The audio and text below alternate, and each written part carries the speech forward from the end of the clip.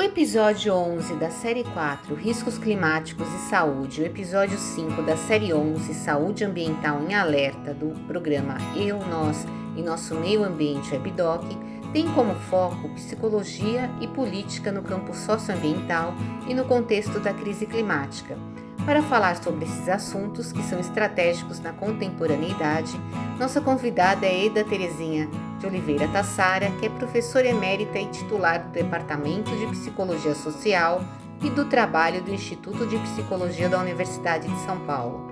A pesquisadora é graduada em Física, mestre e doutora em Psicologia também pela USP e coordena o Grupo de Estudos em Política Ambiental do Instituto de Estudos Avançados da USP e foi propositora em 1998 e coordenadora do NEIRO LAPSE, Laboratório de Psicologia Socioambiental e Intervenção.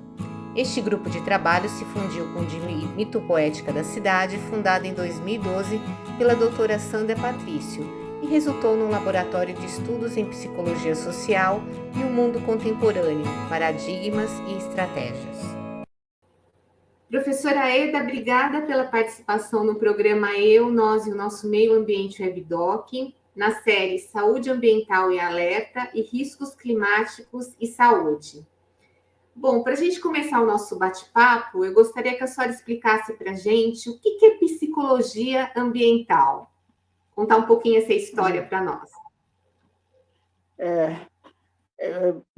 Bom dia, Sucena e todos que estejam nos assistindo. É com muito prazer que participo dessa transmissão, né? Principalmente a Sucena, que há décadas, uma década e meia até, eu acho, ela participou de algumas coisas que nós fazíamos no laboratório de psicologia ambiental e também me entrevistou, uma entrevista muito boa, que eu guardo com muito carinho, porque é uma entrevista que eu acho que eu fui muito feliz ao responder às indagações dela, justamente sobre as questões que, infelizmente, avultam e nós estamos lutando para enfrentar, não é? Então, muito obrigada, Sucena, muito obrigada pelo convite, muito obrigada pela sua persistência, não é? Porque a fé é importante para levar a concepção do que nós buscamos, né? Então, vamos lá para as suas perguntas específicas. Nós estamos num momento de, com todos os acontecimentos que estão nos deixando perplexos, atônitos, né? Também podem ser encontrados na trilha de todas as análises que vêm sendo desenvolvidas, eu diria principalmente nos 2 últimos séculos, mas se você for mais exigente, você vai encontrar desde na antiguidade grega, nas outras filosofias de diferentes civilizações, não é? Que sempre apontaram para o perigo do desequilíbrio, o perigo da ruptura, não é? E no momento presente, nós estamos assustados, porque nos parece que a ruptura já esteja acontecendo. Eu não sou pessimista a esse ponto. Eu acho que ela está nos sinalizando que é emergente a compreender para poder atuar, porque no momento de tamanha perplexidade, a compreensão é difícil, e sem a compreensão é muito pouco possível atuar com consistência. Então, nisso emerge o que se chama de crise ambiental, né? A crise ambiental ela é um panorama, porque as paisagens, eu sempre defendo assim, as paisagens são sempre políticas. Tá? As paisagens que se apresentam no substrato tecnoeletrônico, do qual nós apanhamos muito, não é? Elas nos mostram ambiências. Não é? A ambiência ela é uma palavra em português pouco utilizada, mas ela existe. Não é? Mas em outras línguas neolatinas ela é bem diferente do que seria o nosso ambiente. A ambiência significa o homem e a sua história, o homem dentro da história, é o ambiente com a história que constitui aquelas paisagens e constitui a leitura daquelas paisagens. Não é? Então, isto é a percepção dessas ambiências que assustam. Por que elas assustam? Porque elas incidem sobre as nossas memórias cognitivas, sobre as nossas memórias afetivas, não é? E aí elas atemorizam, e o temor ele pode levar tanto para uma ação de impedimento, como para uma ação de impedir a transformação. É por isso que a grande força hoje da chamada extrema-direita, que eu acho que é uma nomenclatura que coloca coisas iguais onde nem sempre são iguais, mas a força disso é o medo. A força disso é a ruptura assustando o mundo que existe anterior, né? Então, impedir as transformações. Impedir as transformações pode ser conservadorismo, pode ser reacionarismo, e pode não ser nada, pode ser apenas o medo. Não é? Então, por que determinadas notícias absurdas e falsas, que podem ser as chamadas fake news, mas não só elas, têm força? Porque, para muitos, ela traz uma espécie de conforto, o conforto de que não vai acabar o que elas não querem que acabe, mas o que elas não querem que acabe é que está acabando com elas. Essa é a contradição. Então, o momento hoje mostra a indissociabilidade da política da questão ambiental. Ela é política. Não é que ela tem uma dimensão política, ela é política em si, né?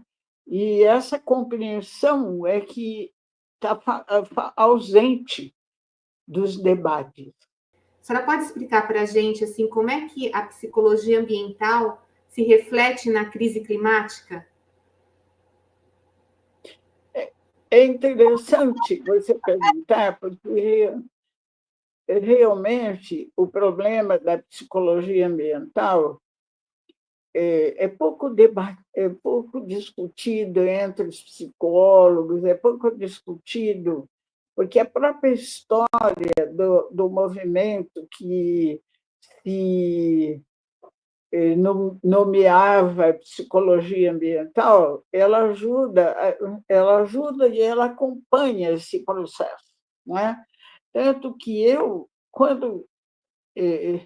como é que eu entrei na questão ambiental? Eu entrei pelo político. Por que entrei pelo político? Porque minha preocupação sempre foi a universalização do conhecimento científico. Assim que eu entrei na universidade, logo era isso. E eu acreditava que isso era possível, né? E aí eu comecei a fazer minhas ações e tal, E aí, outro dia, num evento até de lançamento de um livro da psicologia sobre ambientalismo, que o Marcos Sorrentino organizou, no IEA, uma pessoa da plateia perguntou se nós só estávamos falando coisas bonitas, se nós não tínhamos uma coisa feia, uma coisa triste para falar. Aí eu tinha que encerrar o evento, tinha vários participantes, todo mundo começou a fazer uma. Ai, eu sofri, e eu pensando, meu Deus, o que eu vou falar? Aí chegou a minha vez, eu disse, olha, eu vou falar para vocês uma coisa, minha carreira científica é um fracasso, mas eu não estou falando isso de forma populista, é verdade, porque eu pensava a universalização do conhecimento científico. E cada vez mais isso está longe. Isso não significa que não aumentou o conhecimento sobre por que isso está longe. E isto mostra o político dessa busca, que vai desembocar na questão do ambiente. Como? Então, nessa meia lida de universalização do conhecimento científico, eu fui fazendo meus trabalhos sempre assim, sem grandes pretensões, e sempre entrando nos lugares quase assim como pedindo licença e fazendo, né? E realmente, no período da ditadura, principalmente no final, eu, chamado pela minha orientadora, a professora Carolina Dori, eu participei intensamente com ela, a pedido dela, da organização das reuniões anuais da SBPC, que eram fóruns políticos naquele momento, que ocupavam, de repente, passaram de discussões científicas para o fórum político aberto e tal, muito em função da própria personalidade da professora Carolina Borges. E aí, numa dessas reuniões, que era de Belém do Pará, em 1983, o tema era a questão amazônica. Veja você, são 42 anos atrás. O presidente da SBPC era o professor Clodovaldo Pavan. E ele me disse, ele me chamava de menina. Menina, vê se você organiza aí um evento arte e ciência. Disse, arte e ciência, falei, olha, professor, você acha que eu posso convidar a professora a arquiteta Lina Bardi? Ele falou assim, sim, pode e tal.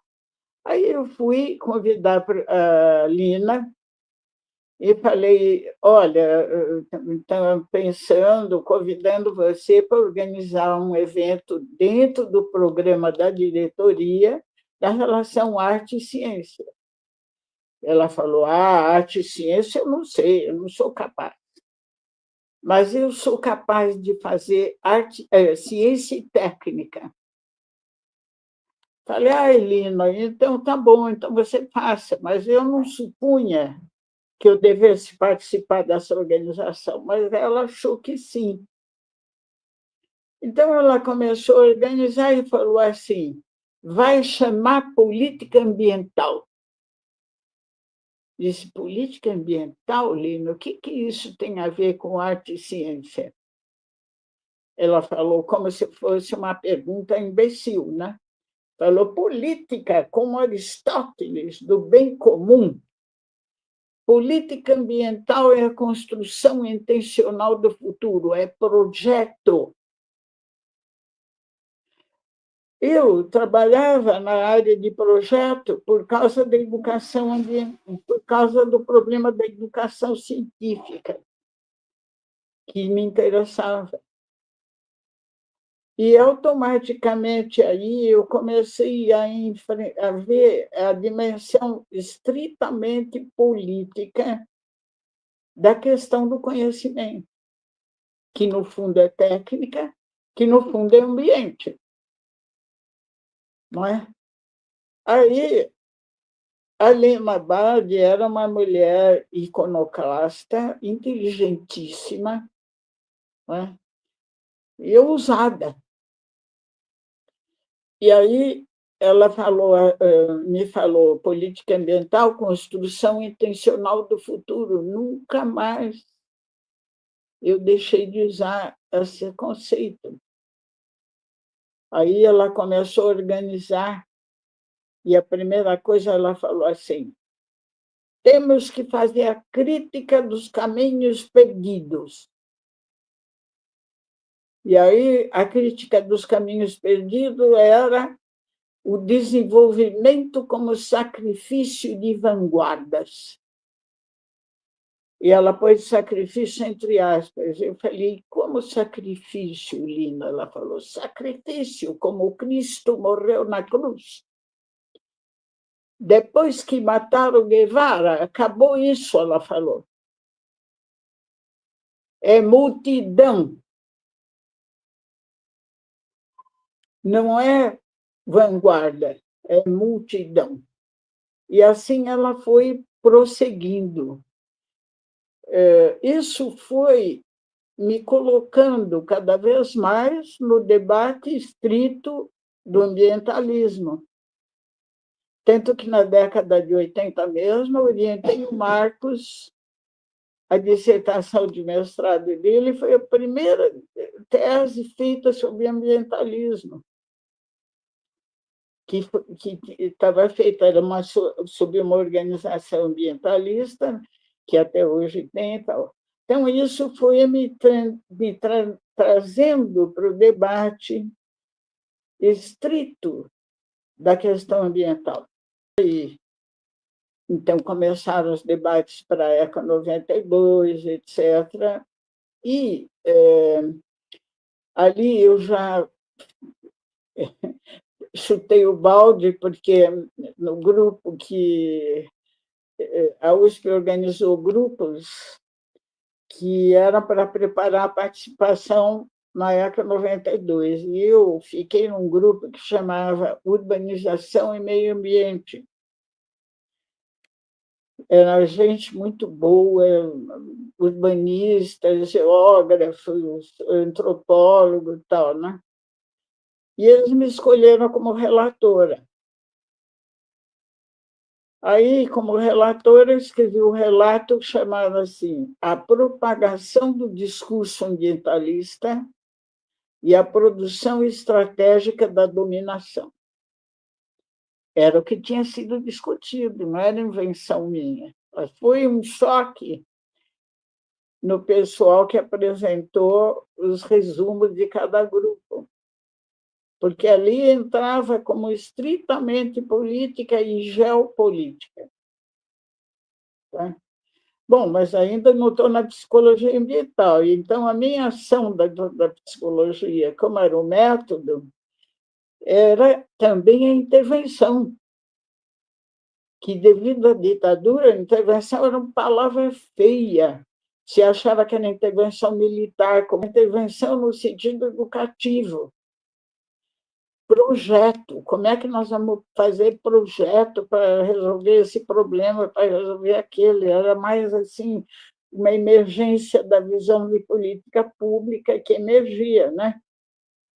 Então, bom, aí aí surgiu a possibilidade, eu orientava trabalhos, não é? E entre os trabalhos que eu orientava, tinha alguns que já mostravam essas dificuldades, não é? E uma das minhas orientadas, a Helene Rabinovich, ela fazia um trabalho sobre moradias. E, então, um trabalho assim bastante heterodoxo, mas muito rico, porque ela estudava a zona do Cocal, no Piauí, estudava como chama, cortiços na Vila Madalena, estudava a casa dos sem casa, estudava até cemitério. Pois é. Então, nas viagens, então ela começou muitos contatos com a questão da psicologia ambiental por causa do interesse dela, e nós tínhamos uma bolsa da FAPESP, ela foi para Paris, lá tinha o laboratório de psicologia ambiental potente, né, que era dirigido pela Yvonne Bernard, e ali ela conheceu outras pessoas que faziam Caroline Dupré, do Canadá, etc. Conclusão, houve daí a Yvonne Bernard passou para o Gabriel Moser, que dirigiu o LPE, chamava, né? E ele era casado com uma brasileira, veio aqui para uma reunião da PUC, surgiu a possibilidade da gente fundar um laboratório aqui. Então, a gente fundou o laboratório, foi o primeiro laboratório de pesquisa feito no Brasil. Não sei se tem outro, agora tem alguns pontos, né? E aí, esse primeiro laboratório, o Gabriel Moser veio para cá, isso no fim dos anos 90. E a gente propôs o laboratório, que era uma interinstitucional, do laboratório da França, da Paris 7, a PUC de São Paulo, algumas pessoas, nós e a CETESB. E a FAPESP deu o dinheiro, mas eu coloquei assim, que eu não queria pôr psicologia ambiental sozinha, então ficou psicologia socioambiental e intervenção, porque a minha experiência era nisso. Tá? Bom, aí começou o laboratório como um trabalho, uma área de pesquisa, já ligada no IAPS, que é o International Association for People Environment Studies, do qual, nessa época, Moser era o diretor, ou vice-diretor, não me lembro se era vice-presidente. E aí, o primeiro grande evento que nós organizamos lá, e nunca mais foi feito nenhum outro, eu estou falando porque eu já estou fora do campo, eu posso falar o bom e o ruim, como eu já falei. Esse evento, nós trouxemos tudo daqui, 17 convidados internacionais. E nós fizemos a discussão de que tema? O lugar da psicologia ambiental no debate das questões ambientais. Você lembra disso aí? O evento, com 17 convidados, todos pagam por nós. Tá? E foi dito pelo IAPS que foi a mais importante reunião realizada no ano, na área, e foi dito a mais importante já realizada na América Latina. Nunca mais houve a segunda. Então, nesse momento, era possível se dizer que a psicologia ambiental não era voltada para a questão ambiental, a questão política ambiental. Não é?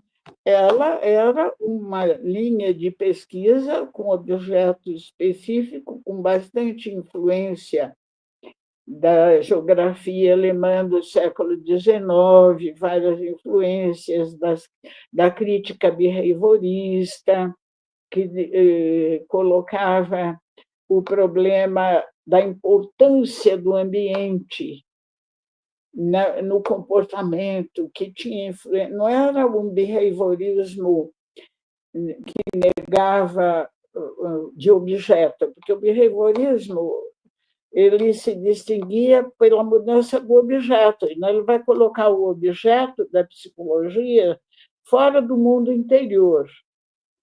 Não porque negue, mas porque não teria acesso. E esse ambiente que norteava a psicologia ambiental tinha muita influência com as teses da antropologia cultural do fim do século XIX, começo do século XX, com as teses da Gestalt, da influência do ambiente, e isso eram, digamos, havia muitas tendências, não é? Mas é fundamental era a importância do ambiente, hoje eu diria da ambiência, como eu comecei falando, não é? Sobre o próprio sujeito, sobre a constituição da subjetividade, sobre as formas de atitudinais da sua relação, etc., vice-versa, ela é causa e ela é consequência e tal, né? Que foi sendo absorvido pela luta maior, que é esse ambiente é o quê? Não é? E agora, cada vez mais, esse ambiente é político. Não, esse ambiente é geopolítico. Esse ambiente é o quê? Não é? Esse ambiente é a história e o sujeito dentro dela. Então, é ambiência. Tá? Então, eu diria assim, a psicologia ambiental morreu? Não, não morreu. Ela perdeu seu rumo? Não. Eu acho que tornou-se uma psicologia social sensu estrito, não é? Quer dizer, a contribuição que ela pode dar é uma contribuição que tem que ser construída ad hoc, junto com a mudança histórica das coisas, que é uma velocidade do outro mundo. Então, diria, agora vou dizer a parte negativa, isso é ruim. Isso é ruim porque torna muito complexo e, portanto, muito dispendioso de energia, de gente, de dinheiro, de organização, não é? Paulatinamente, ela vai sendo absorvida por uma ideia ampla de educação ambiental, pensada não como aquilo que forma, mas aquilo que é a própria resposta humana a determinadas condições, que a Lina falava, sem cultura não tem técnica, sem técnica não tem ambiente, sem ambiente não tem cultura. Muito bem, é isso. Mas isso agora tem o tamanho do planeta, tem todas as armas desestabilizadoras possíveis das reações espontâneas, planejadas, estratégicas de um lado e de outro. Aí você volta para a questão dos medos, não é? E que você precisa alimentar. Tudo bem. Só que os chineses têm um ditado assim: não acordai tigres adormecidos, porque quando eles acordam, eles vão rugir, não é? Ele disse: o negócio é a gente saber provocar sem desestabilizar. Veja o que aconteceu com Ainda Estou Aqui, a reação.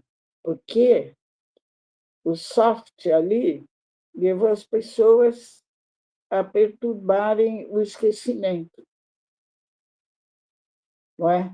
E a gente precisa saber mobilizar, porque do nosso lado nós não precisamos mobilizar, nós temos que mobilizar o que está dormindo.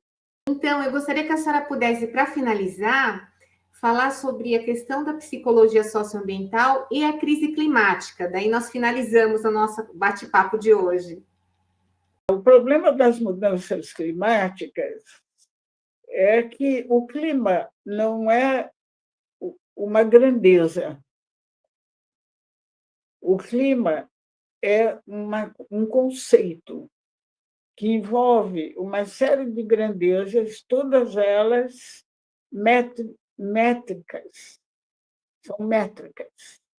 Portanto, a própria leitura da questão dos fenômenos que nós estamos vivendo, porque qualquer humanidade, seja humanidade erudita ou humanidade transcendental ou poética, ela sabe reconhecer os fenômenos da natureza, porque eles são matéria. E a materialidade do mundo é um princípio natural. Não existe homem que não se comporte como se o mundo existisse fora dele. Então, o mundo está fora dele. Então, portanto, na nossa erudição, nós definimos isso como realidade, não é? Para os outros, seria o mundo. O mundo é isso, não é? Agora, a nossa leitura erudita das alterações dos fenômenos da materialidade, da cíclica, das manifestações da natureza, isso é o clima. O clima é uma abstração erudita destas alterações, todas elas perceptíveis sensorialmente, não é? E ocorre em ciclo, porque, naturalmente, dependem do determinismo da mecânica celeste, que independe de que conhecimento eu tenho dela. E ela que oferece os sinais para qualquer leitura, em qualquer interpretação do mundo, sobre os fatos da natureza que se sucedem, a chuva, a seca, os rios, as florestas, o verde, os ventos, o frio, o calor. Tudo isso é percebido, são informações percebidas pelo homem, lidas de acordo com o sistema de interpretação do mundo dentro do qual ele se socializa. Se ele é um erudito, ele chama isso de clima, não é? O clima, se você vai lá no Senadem, eles te botam 50 números gráficos, não sei o que lá, não sei o que lá, e para eles aquilo representa chuva, seca, rio, verde, vento, tudo. Mas isto não é uma decorrência natural de leitura. A decorrência natural de leitura se refere à maneira como cada sistema de interpretação do mundo, que é o sistema dentro do qual o sujeito se socializa. Não adianta Einstein, se o cara não sabe nem Galileu. Tá? Naturalmente, vai ficar lá mais fundo para ele a resposta terraplanista do que a resposta coperniciana. É muito mais fácil, intuitivo para ele, que é a imagem que ele faz. Né? A intuição é um conhecimento por imagem. Então, essa intuição, ela também é poética, ela também é um monte de coisa.